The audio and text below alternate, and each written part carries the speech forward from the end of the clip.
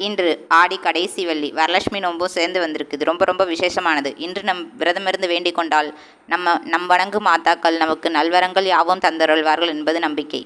சுமங்கலி பெண்கள் விரதம் இருந்து வீட்டில் பூஜை செய்து அக்கம் பக்கம் உள்ள சுமங்கலி பெண்களுக்கு ரவிக்கை துணி, தேங்காய் பழம், மஞ்சள், குங்குமம், பூ, வெற்றிலைப்பாக்கு வைத்து கொடுக்க மாங்கல்ய பழம் நிலைக்கும் என்பது அசைக்க முடியாத நம்பிக்கை.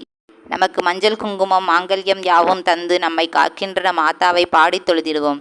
எவருக்கு எது வேண்டும் என்பதை அறிந்த நீங்கள் ஏறிட்டு பார்க்கவில்லையே, இருகரங்கூப்பி உங்கள் சந்நிதியில் நிற்கும் நான் எது கேட்டும் மாறவில்லையே, சிவன்புரியில் வாழ்கின்ற சிங்காரம் தந்ததோர் செந்தமிழ் கவிதை மூலம் சிறுகொண்ட பதிகங்கள் 10ஐயும் கேட்டு என் சிரமத்தை அகற்ற வேண்டும். என் கவலைக்கு மருந்தாகும் என் இனிய தாயே, உன்னை நம்பித்தானே காலங்கள் போக்கிக் கொண்டிருக்கின்றேன். காப்பாற்ற வேண்டியது உங்கள் பொறுப்பல்லாது காசுநிலை யார் பொறுப்பு? மகள் கேட்டு தாய் மறுப்பதில் முறையில்லை. மனமிறங்கி வந்தருள்க, வரங்கள் பல தந்தருள்க. சமயபுரத்தாலே இந்த பாட்டை பாடி நம்ம அம்மனை தொழுதிடுவோம். உங்களுக்கு இந்த வீடியோ பிடிச்சிருந்தனா லைக் பண்ணுங்கள், ஷேர் பண்ணுங்கள், சப்ஸ்கிரைப் பண்ணுங்கள். பை பாய், சக்தி சிவா.